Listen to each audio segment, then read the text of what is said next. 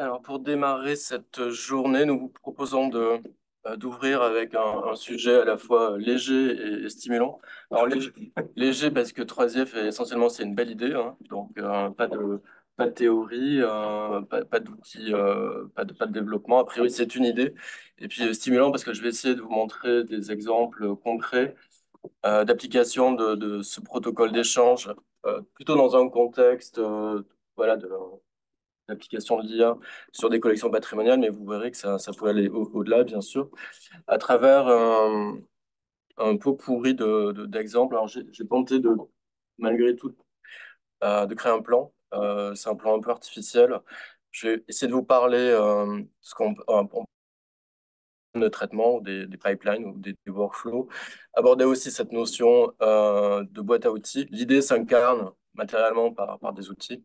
Et puis voir plus concrètement ce qu'on peut faire avec 3IF. En tout cas, ce que nous, on a pu concrètement expérimenter ici et ce que bien sûr, on a vu s'épanouir dans le reste du monde en termes de jeux de données. Comment utiliser 3IF dans le contexte de production et de dissémination de jeux de données. Et puis aussi, que fait-on une fois qu'on a eu la chance de réussir à entraîner des modèles, à créer des métadonnées, à enrichir nos collections? Que fait-on de ces enrichis? Alors, c'est aussi l'occasion, l'atelier du 26 après-midi, voilà, qui sera le plat de résistance.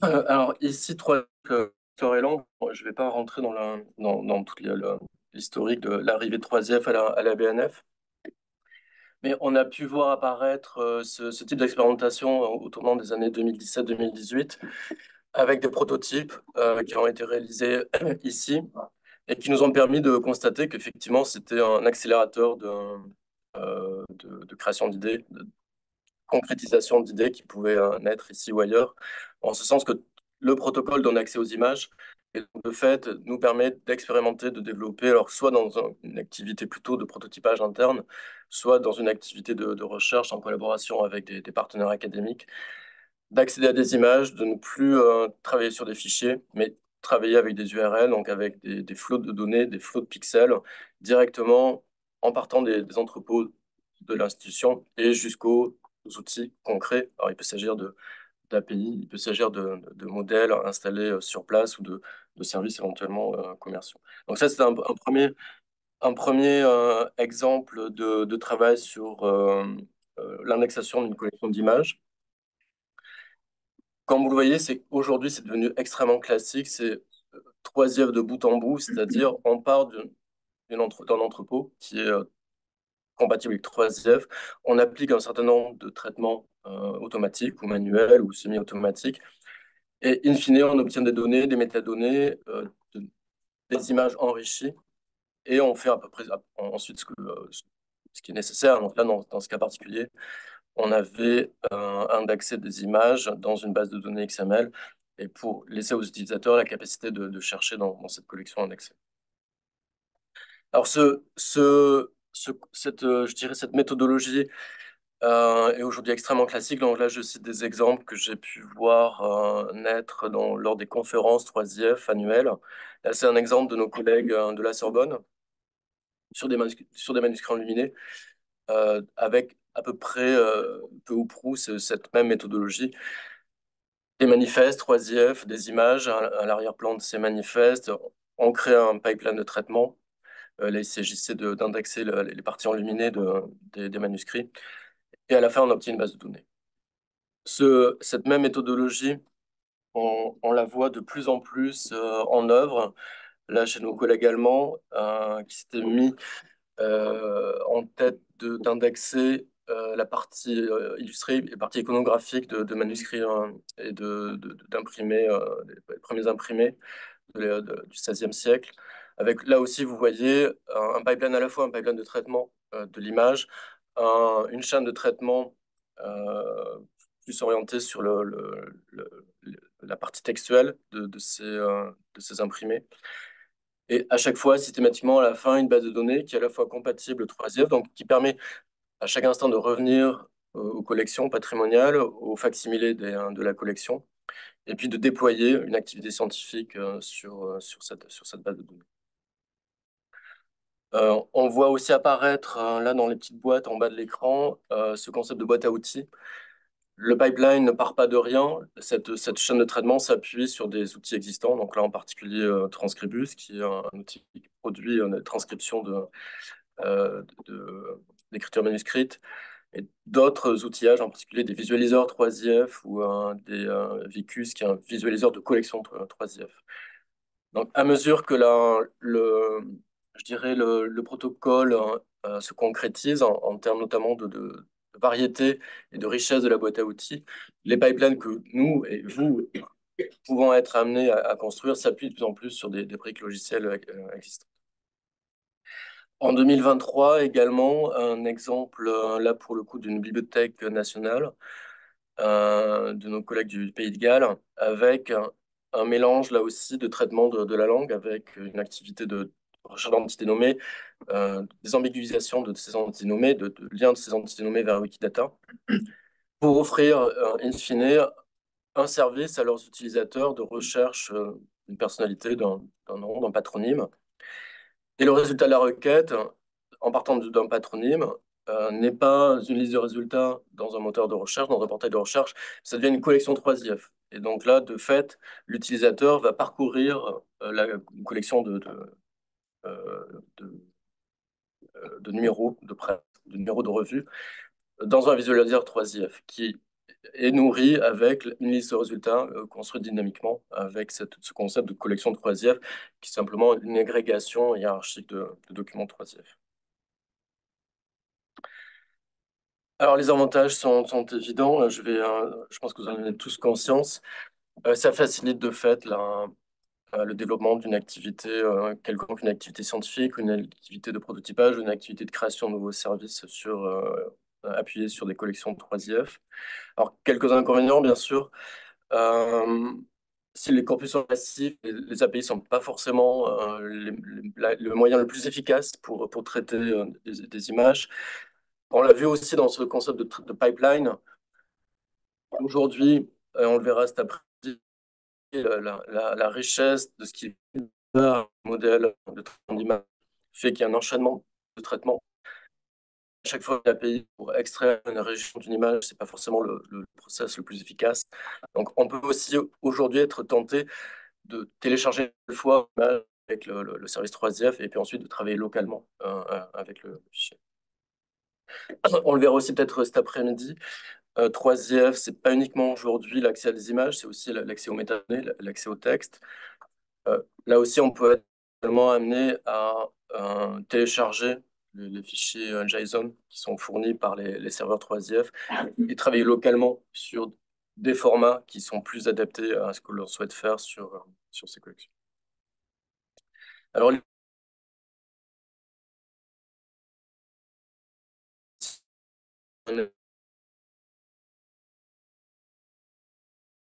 avec l'usage aujourd'hui vraiment aisé de ces notations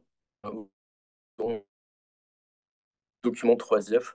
Donc là, l'ambition était d'annoter des manuscrits ou des imprimés de partitions musicales pour ensuite entraîner des modèles d'identification de scripteurs, d'identification euh, de compositeurs, scripteurs de leurs propres manuscrits à travers un modèle entraîné sur des exemples. Je cite aussi un projet qui vient de démarrer avec nos collègues de l'EPITA, de l'IGN et de l'HESS sur cette ambition d'avoir un outil d'annotation le plus léger possible. On le verra cet après-midi à travers les ateliers.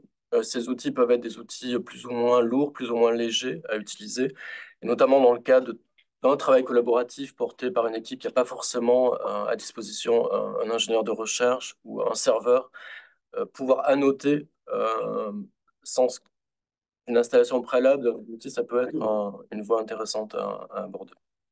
Donc ça, c'est un projet je dirais, de R&D appliqué à notre contexte, en particulier au contexte du Data Lab, pouvoir offrir un outil d'annotation extrêmement léger et facile à déployer pour une équipe de petite taille. Dans le cas opposé, et Jean-Christophe en parlera juste après moi tout à l'heure. Là, on a affaire à une chaîne complète qui permet de partir d'une collection, d'asseoir un pipeline de traitement qui peut être adapté à la collection et d'avoir un, je dis, méthodologie de travail et un environnement de travail numérique qui permet de déployer cette chaîne de traitement euh, avec une finalité scientifique, portant à la fois sur les images, sur la partie textuelle de ces documents, et de pouvoir reproduire, redéployer, instancier cette plateforme en fonction des, des contextes spécifiques. Mais Jean-Christophe en parlera mieux juste après. Et puis bien sûr, cet écosystème 3IF, c'est essentiellement, au-delà des idées, des protocoles, c'est bien sûr ces boîtes à outils. Je cite ici pardon, quelques exemples. Transcribus, on en a parlé, Scriptorium, bien sûr, qui ont des formats d'import, d'export, qui permettent d'échanger, de travailler sur des collections 3IF, de sortir éventuellement de l'univers 3IF et d'exporter vers d'autres formats. Donc, quelques exemples qui permettent d'annoter, de créer des pipelines assis sur ces collections. Et puis, et évidemment aussi, on l'a vu à travers cet exemple des pipelines, d'agréger des outils, des briques logicielles et de produire quelque chose de plus riche, de plus complexe. Dernière partie de cette présentation, ce qui concerne les corpus, les jeux de données.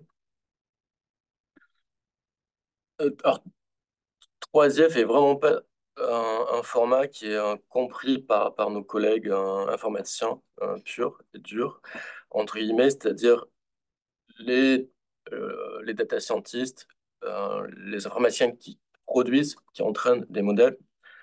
Pour autant, de notre côté, c'est un format qui est extrêmement pratique pour manipuler des collections enrichies ou des documents enrichis, des documents annotés. Donc, en ce sens, en tout cas ici et puis ailleurs, on a pu voir apparaître l'idée que 3IF, puisque des outils permettaient d'annoter assez facilement pour nous des collections, mais c'était aussi un format qui permettait de conserver les jeux de données qu'on avait pu produire. Alors pour autant, quand on se met en tête de travailler avec des ingénieurs d'informaticiens, il faut passer à autre chose. Mais ça, c'est très facile, puisque ce sont des formats classiques, essentiellement du JSON, qui est un format compris par les développeurs. Donc on peut très bien, en partant d'une collection de manuscrits, de documents enrichis dans l'univers 3IF, basculer vers des formats qui seront compris par nos collègues informaticiens. Alors cette idée a été mise en œuvre par des projets de recherche. Donc là, je cite quelques exemples, euh, en particulier ce projet, où finalement les datasets qui ont été produits par le projet, au sens dataset, collection de documents, sont diffusés, disséminés sous la forme de collection 3IF. Donc c'est très facile, il est très facile après coup de valoriser, de réutiliser ce jeu d'entraînement en tirant le fil d'une collection 3IF. Et en tirant ce fil, on a accès aux documents. Et dans chaque document, on a accès aux parties annotées du document. Donc c'est aussi un moyen finalement de pérenniser un travail d'annotation qui est toujours laborieux et éventuellement coûteux, et de le conserver dans un format qui est aujourd'hui un classique du patrimoine. On a pu aussi, dans le cadre de projets européens, donc là je cite un exemple, utiliser ce concept. Là on voit, alors, c'est un projet qui traitait de presse, de presse quotidienne. On voit ici un jeu de données qui a été celui traité par le projet de recherche, qui concerne un échantillon de la collection Gallica de presse quotidienne, qui est agrégé sous la forme d'une collection 3IF. Donc, vous voyez, côté central de l'écran, on a 6 titres de presse. Alors, je ne vais pas le mentionner dans la démonstration, mais si on clique sur un de ces titres, on a accès aux fascicules qui ont été traités par le projet. Donc là aussi, de nouveau, n'importe qui peut visualiser le dataset dans un visualiseur 3IF et un informaticien peut cliquer sur cette collection 3IF et avoir accès aux données avec le formalisme 3IF. Alors, au-delà des datasets, Bien évidemment, on le verra cet après-midi, et puis en particulier le 26 juin. L'ambition de de cet alliage IA et 3IF, c'est bien sûr d'enrichir les collections. Donc là, on voit un exemple qui est celui du Gallica Pix, qui est le précurseur de Gallica Images, le projet que citait Catherine à l'instant. Une fois que les collections ont été traitées par des modèles de détection d'objets ou des modèles de classification, donc c'est le cas ici à l'écran. Donc vous voyez les boîtes qui encadrent les objets qui ont été détectés dans la partie illustrée du magazine Vogue. On va avoir envie de donner ces nouvelles métadonnées à nos utilisateurs, appuyer des outils de recherche, des outils d'indexation, des outils de consultation sur ces métadonnées, mais aussi éventuellement laisser les utilisateurs, les réutilisateurs de ces collections enrichies valoriser ces données.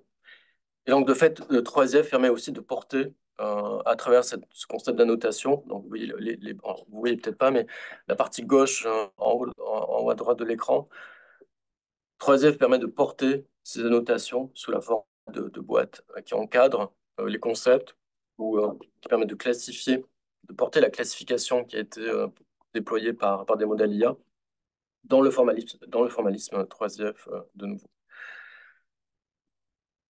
Comme à l'instant, tout à l'heure, je vous montrais ce concept de collection.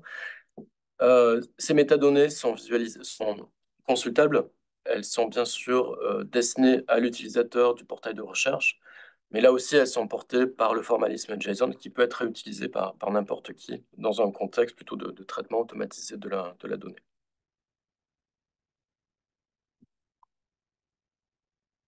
Cette potentialité, on le voit, est de plus en plus utilisée. En particulier, là, je montre un exemple de nos collègues de Bibissima Plus. C'est assez similaire à l'exemple de tout à l'heure. Là, le résultat d'une requête, donc c'est une requête qui porte sur une ontologie, un vocabulaire qui est utilisé dans un portail de consultation d'une collection de manuscrits. Là, c'est une requête qui porte sur les termes du vocabulaire planète et cosmographie, qui porte sur la partie illustrée de ces manuscrits. Et là aussi, la requête n'est pas visualisée comme une liste de résultats, mais la requête devient une collection de documents 3IF, donc consultable très facilement en l'occurrence, là, il s'agit du Mirador, un visualiseur 3IF. On a vu aussi apparaître récemment, au-delà des visualiseurs classiques que sont Mirador ou d'autres, hein, euh, des outils de navigation et de consultation qui s'appuient de nouveau sur ce concept de document 3IF, de collection de documents 3IF. Là, en l'occurrence, Vicus, c'est un visualiseur de collection 3IF, mais conçu dans une optique de recherche, de consultation, de navigation dans des collections iconographiques. Donc là, c'est assez nouveau parce que ça permet d'offrir des fonctionnalités de consultation spécifiques à une recherche iconographique. Donc là, vous voyez ce Vicus déployé sur les résultats du projet que j'ai cité précédemment, sur l'iconographie scientifique du magnétisme au tournant du 15e, 16e. Donc là, les vignettes qui ont été extraites des manuscrits numérisés, des facsimilés, deviennent des entités à part entière. Donc chaque vignette devient une image manipulable dans un outil de ce type qui est un outil de consultation vraiment conçu pour la consultation de collection iconographique.